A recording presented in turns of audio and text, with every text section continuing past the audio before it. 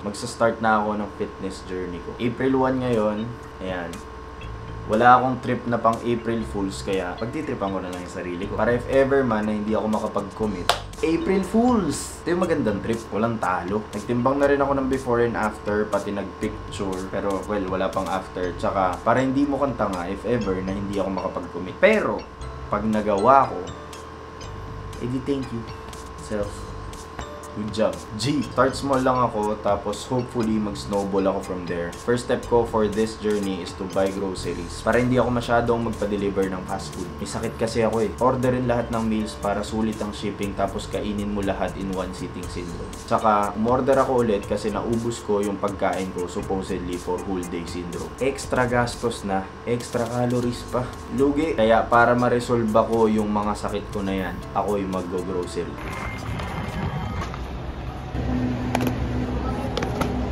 Itlogi, chicken dede,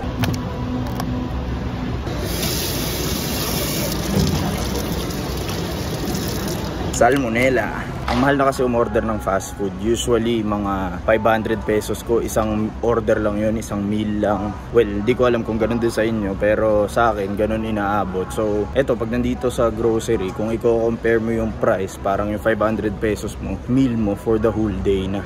Pinakamabisang hotdog.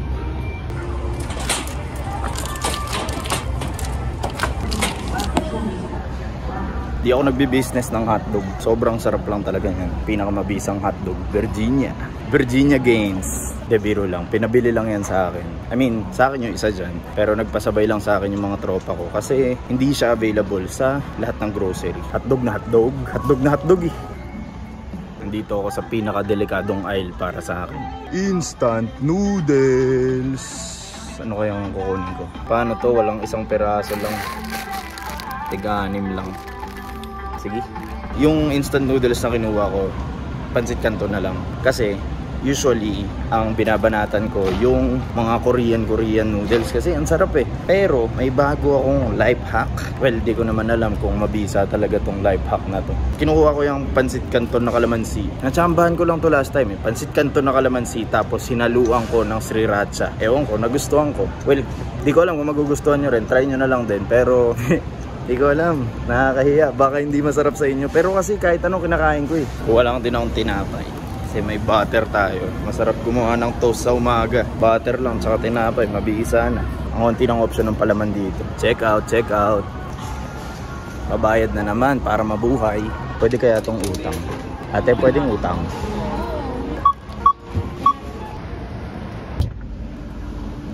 Hello pre. Dito na yung mga hotdog mo. So yung bill natin inabot ng,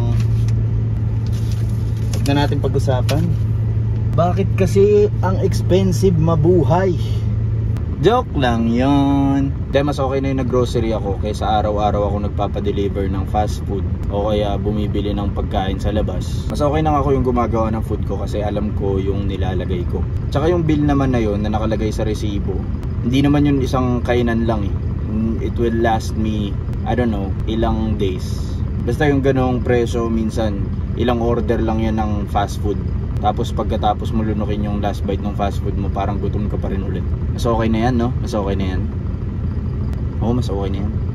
Tapos pala, kaya pala malaki yung bill. Kasi nga pala, may mga pasabay ng hotdog. Hindi naman sa akin lahat yun, so medyo may babalik sa aking pera. What if maging hotdog dealer na lang ako?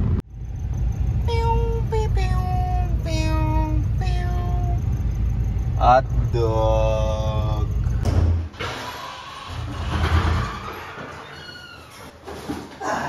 Okay, so tapos na yung pag-grocery natin. Di ako pinawisan. Hindi naman mainit sa labas. What if ituloy ko na yung pawis ko? Tama, tuloy ko na para mag-snowball tayo. So, April 1 ngayon, Monday, International Chest Day!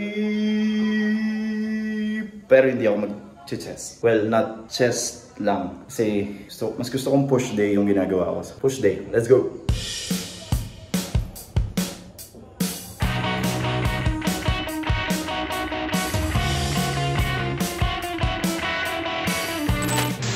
PSA lang muna tayo para sa lahat kasi habang nasa gitna ako ng exercise ko, tumawag itong si Soko BPI daw.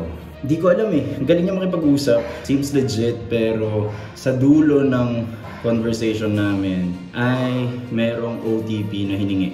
And sabi ng text message is never share your OTP.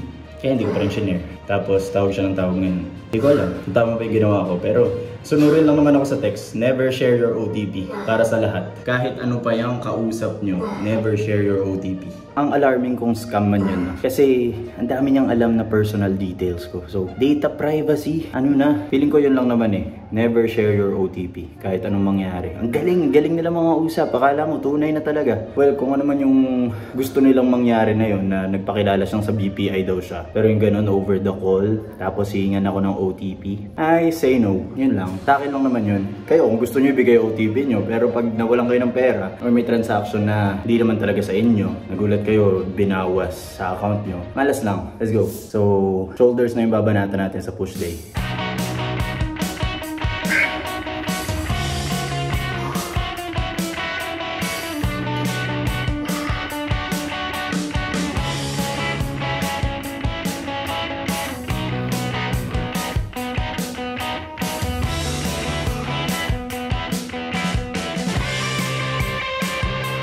So, tapos na ako mag-workout. Yung ginrocery ko kanina, niluluto ko na rin doon. Siyempre, kakainin natin yun. So, ano bang diet yung gagawin ko dito sa fitness journey ko na to? Diet wallet. Kasi ang mahal talaga magpa-deliver ng food. Tsaka mahal na ng fast food para sa busog na binibigay niya sa'yo. Kung wala rin kayong mapagtripan ngayong April Fools, pagtripan nyo na lang din yung sarili nyo.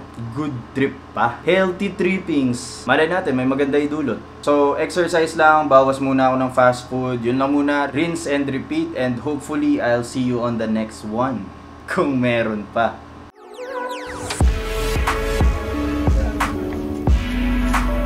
Kaya ingatan nyo po yung hotdog ng tropa.